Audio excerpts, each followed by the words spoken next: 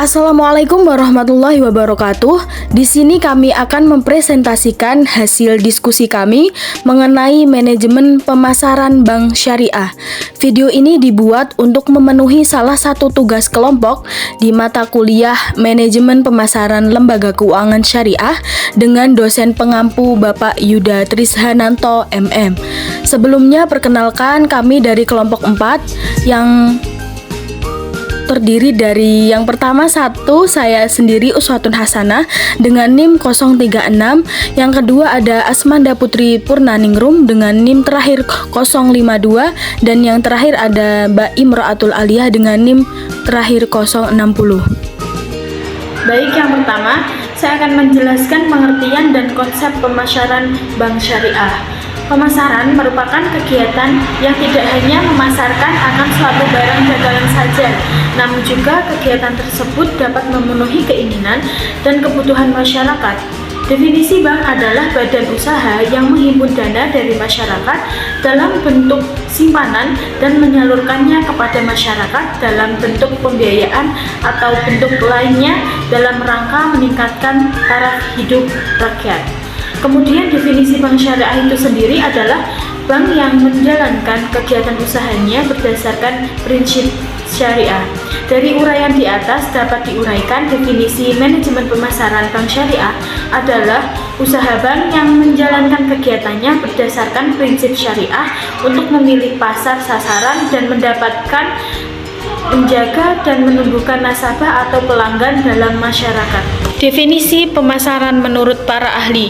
Yang pertama, menurut Nystrom, pemasaran meliputi segala aktivitas usaha jasa dan benda dari produsen ke konsumen. Yang kedua, menurut Philip dan Duncan, pemasaran adalah meliputi tindakan untuk menyampaikan benda ke tangan konsumen. Yang ketiga, menurut Onvers, Hagi, dan Matchell, pemasaran meliputi tindakan membeli dan menjual dan juga menyalurkan barang dan jasa antara para produsen dan konsumen.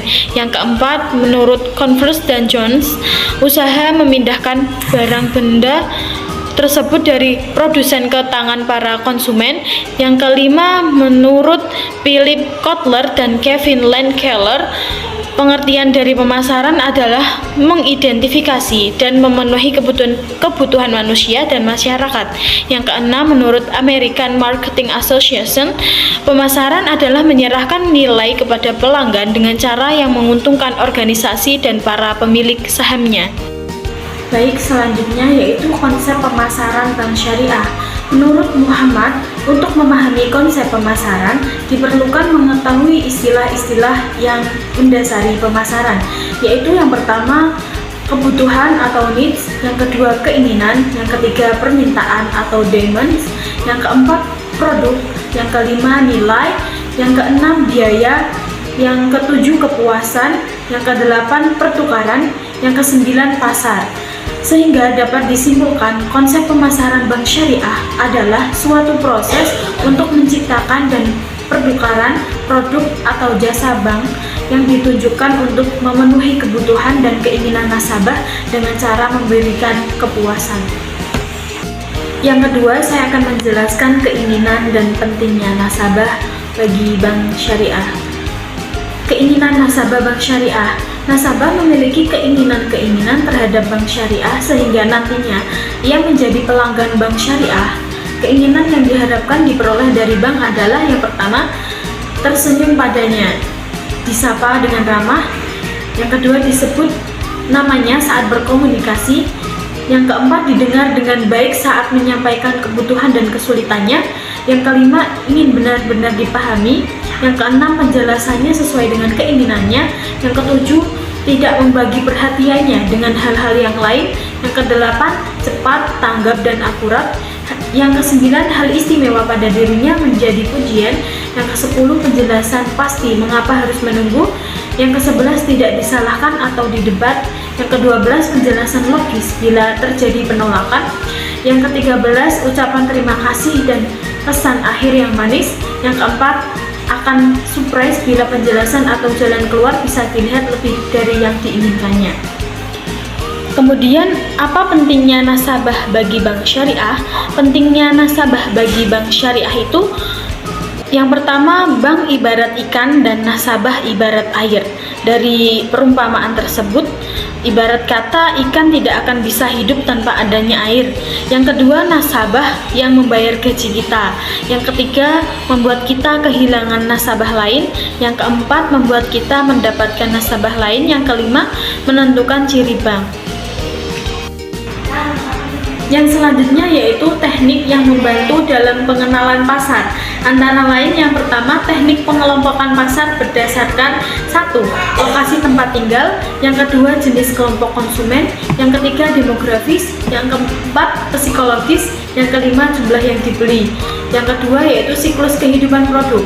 Siklus hidup produk menggambarkan tahap-tahap yang berbeda dalam sejarah penjualan suatu produk. Tahap-tahap ini berhubungan dengan kesempatan dan masalah yang berbeda mengenai strategi pemasaran dan laba potensial, sehingga besar pembahasan siklus produk atau PLC ini menggambarkan sejarah penjualan suatu produk tertentu yang mengikuti kurva berbentuk S. Secara khusus, kurva ini terbagi dalam 4 tahap, yaitu yang pertama perkenalan, yang kedua pertumbuhan, yang ketiga kemapanan, dan keempat kemunduran. Baik, yang ketiga yaitu strategi pemasaran bank syariah. Strategi pemasaran adalah rencana menyeluruh, terpadu, dan menyatu di bidang pemasaran yang memberikan pedoman tentang kegiatan yang akan dilakukan dalam mencapai tujuan perusahaan melalui periklanan, program promosi, penjualan, program produk, dan pendistribusian. Untuk menentukan strategi yang tepat dalam pencapaian tujuan, kita harus mengukur dan mengetahui kemampuan dan kelemahan yang dimiliki bank syariah dalam menangkap peluang dan meminimalisir ancaman dengan melalui analisis SWOT. Selanjutnya, terdapat 3 strategi yang dapat dipilih, yaitu yang pertama penetrasi pasar. Penetrasi pasar adalah nama yang diberikan kepada suatu strategi pertumbuhan, di mana perusahaan berfokus pada penjualan produk-produk yang ada di pasar-pasar yang telah ada sebelumnya. Yang kedua, pengembangan produk. Pengembangan produk adalah nama yang diberikan kepada suatu strategi pertumbuhan, di mana sebuah unit bisnis memperkenalkan produk baru ke pasar-pasar yang telah ada. Yang ketiga yaitu pengembangan pasar. Pengembangan pasar adalah nama yang diberikan kepada suatu strategi pertumbuhan, di mana unit bisnis berusaha untuk menjual produk-produk yang telah ada di pasar-pasar yang baru. Dan yang keempat yaitu diversifikasi pasar. Diversifikasi adalah nama yang diberikan kepada strategi pertumbuhan, di mana sebuah bisnis produk-produknya baru dan di pasar-pasar yang baru pula. Materi yang keempat yaitu bauran pemasaran atau marketing mix. Bauran pemasaran disebut juga marketing mix, yang merupakan suatu kumpulan dari variabel-variabel pemasaran. Terdapat komponen-komponen bauran pemasaran, yaitu yang pertama produk atau produk, yaitu berupa barang atau jasa. Yang kedua price atau harga, yaitu jumlah uang yang harus dibayarkan. Yang ketiga promotion atau promosi, yaitu alat bauran pemasaran yang digunakan oleh perusahaan. Dan yang keempat yaitu place atau saluran distribusi, yaitu tempat sebuah aktivitas perusahaan. Selanjutnya, terdapat pengembangan dari 4 komponen bauran pemasaran. Yang pertama, promotion and education. Yang kedua, product element. Yang ketiga, proses. Yang keempat, place, cyberspace, and time. Yang kelima, people. Yang keenam, price and other user outlays. Yang ketujuh, physical evidence. Yang kedelapan, productivity and quality. Yang kelima yaitu lingkungan pemasaran bank syariah. Di Bank Syariah Indonesia terdapat 3 produk, yaitu yang pertama produk penghimpunan dana, yang kedua produk penyaluran dana, dan yang ketiga produk jasa. Yang pertama yaitu produk penghimpunan dana, dibagi menjadi 3, yaitu berdasarkan prinsip wadiah atau titipan, yang kedua berdasarkan kewenangannya, dan yang ketiga berdasarkan prinsip mudharabah atau tabungan. Berdasarkan prinsip wadiah ada 2, yaitu wadiah yad amanah dan wadiah yad domanah. Wadiah yad amanah, pada prinsipnya harta titipan tidak boleh dimanfaatkan oleh yang dititipi. Sementara itu, dalam hal wadiah yad domanah, pihak yang dititipi atau bank bertanggung jawab atas keutuhan harta titipan, sehingga ia boleh memanfaatkan harta titipan tersebut.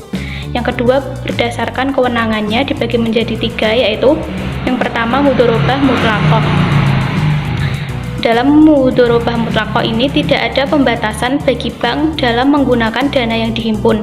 Nasabah tidak memberikan persyaratan apapun kepada bank ke bisnis apa dana yang disimpannya itu hendak disalurkan atau menetapkan penggunaan akad-akad tertentu.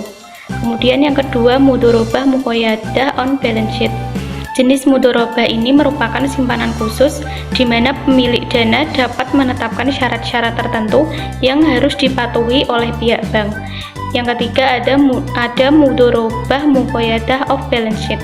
Jenis mudharabah ini merupakan penyaluran dana mudharabah langsung kepada pelaksana usahanya, di mana bank bertindak sebagai perantara yang mempertemukan antara pemilik dana dengan pelaksana usaha. Yang ketiga, berdasarkan prinsip mudharabah atau tabungan dibagi menjadi 2, yaitu yang pertama tabungan berjangka, merupakan tabungan tetap yang mencakup penyetoran uang ke rekening di lembaga keuangan. Yang kedua, deposit berjangka, merupakan produk perbankan yang memiliki jangka waktu pengambilan dana. Kemudian produk penyaluran dana dibagi menjadi 3, yaitu pertama berdasarkan prinsip ijarah atau sewa, yang kedua berdasarkan prinsip tijarah atau jual beli, dan yang ketiga berdasarkan prinsip syirkah atau bagi hasil. Berdasarkan prinsip ijarah atau sewa dibagi menjadi 2, yaitu ijarah muntahiyah bitamlik dan ijarah muntahiyah ghairu bitamlik atau ijarah ghairu muntahiyah bitamlik. Yang pertama, ijarah muntahiyah bitamlik atau sewa yang diikuti dengan berpindahnya kepemilikan. Yang kedua, berdasarkan prinsip tijarah atau jual beli, ada pembiayaan mudharabah. Dalam mengaplikasikan prinsip mudharabah, penyimpanan atau deposan bertindak sebagai sohibul mal atau pemilik modal, dan bank bertindak sebagai mudharib atau pengelola. Yang kedua, ada salam. Salam adalah transaksi jual beli di mana barang yang diperjualbelikan belum ada. Oleh karena itu, barang diserahkan secara tangguh sementara pembayaran dilakukan secara tunai. Yang ketiga, ada istisna. Istisna menyerupai salam, tapi dalam istisna pembayarannya dapat dilakukan oleh bank dalam beberapa kali atau termin pembayaran. Kemudian yang ketiga, berdasarkan prinsip syirkah atau bagi hasil, yaitu terdapat 3. Yang pertama, ada musyarakah. Bentuk umum dari usaha bagi hasil atau musyarakah ini, transaksi musyarakah dilandasi adanya keinginan para pihak yang bekerja sama untuk meningkatkan nilai aset yang mereka miliki secara bersama-sama. Kemudian ada mudharabah atau bentuk kerjasama antara sohibul mal sebagai pemilik modal dan mudharib sebagai pengelola. Kemudian ada mudharabah muqayyadah, merupakan simpanan khusus di mana pemilik dana dapat menetapkan syarat-syarat tertentu yang harus dipatuhi oleh pihak bank. Biasa di Bank Syariah Indonesia, yang pertama ada hiwalah atau utang piutang. Dalam praktik perbankan syariah, fasilitas hiwalah lazimnya untuk membantu supplier mendapatkan modal tunai agar dapat melanjutkan produksinya. Kemudian yang kedua ada rahan atau gadai, adalah menahan salah satu harta milik si peminjam sebagai jaminan atas pinjaman yang diterimanya. Kemudian yang ketiga ada qard atau pinjaman, merupakan pemberian harta kepada orang lain yang dapat ditagih atau diminta kembali. Yang keempat ada wakalah atau mewakilkan, berarti penyerahan, pendelegasian atau pemberian mandat, yakni bank diberi mandat oleh nasabah untuk melaksanakan suatu perkara sesuai dengan amanah atau permintaan nasabah. Yang kelima ada kafalah atau jaminan. Secara teknis perbankan, kafalah merupakan jasa penjaminan nasabah di mana bank bertindak sebagai penjamin atau kafil, sedangkan nasabah sebagai pihak yang dijamin atau makfulah. Dalam lingkungan pemasaran di bank syariah ini terdapat faktor internal dan eksternal. Dari segi faktor internal, yang pertama yaitu organisasi, merupakan kerjasama 2 orang atau lebih untuk mencapai tujuan bersama. Yang kedua ada penjualan secara pribadi, melakukan penjualan secara langsung kepada konsumen. Yang ketiga, reklame, yaitu iklan untuk mengenalkan produk kepada nasabah. Yang keempat, ada distribusi fisik, yaitu kegiatan yang secara langsung dapat mempengaruhi permintaan akan produk tertentu. Yang kelima, saluran-saluran pemasaran. Menurut Philip dan Kevin, ada 3 jenis saluran pemasaran, yaitu saluran komunikasi, saluran distribusi, dan saluran jasa. Yang keenam, ada harga-harga. Ini merupakan kebijakan terhadap harga yang diterapkan dalam produk dapat mempengaruhi adanya permintaan. Selanjutnya, dari segi faktor eksternal. Yang pertama ada ilmu dan teknologi, yakni adanya teknologi baru maka akan menciptakan pasar dan peluang baru. Yang kedua, persaingan. Perusahaan harus menyediakan nilai kepuasan pelanggan yang lebih besar daripada pesaing. Yang ketiga, kekuatan ekonomi, berkaitan dengan daya beli dan pola pengeluaran konsumen. Yang keempat, kekuatan sosiologis, yaitu berkaitan dengan masyarakat sebagai kekuatan sosiologis yang sangat mempengaruhi pemasaran. Yang kelima, kekuatan psikologis, yakni kekuatan psikologis merupakan kondisi individu, konsumen maupun kelompok yang sangat mempengaruhi terhadap pemasaran. Yang keenam, faktor-faktor politis dan yuridis merupakan keputusan pemasaran yang sangat dipengaruhi oleh perkembangan kondisi politik dan hukum suatu negara. Yang ketujuh, pengaruh kebudayaan. Ini berkaitan dengan budaya sebagai seperangkat simbol-simbol dan budaya sebagai sebuah sistem yang terintegrasi dari pola-pola perilaku konsumen. Sekian pemaparan materi dari kelompok kami, kurang lebihnya mohon maaf. Wassalamualaikum warahmatullahi wabarakatuh.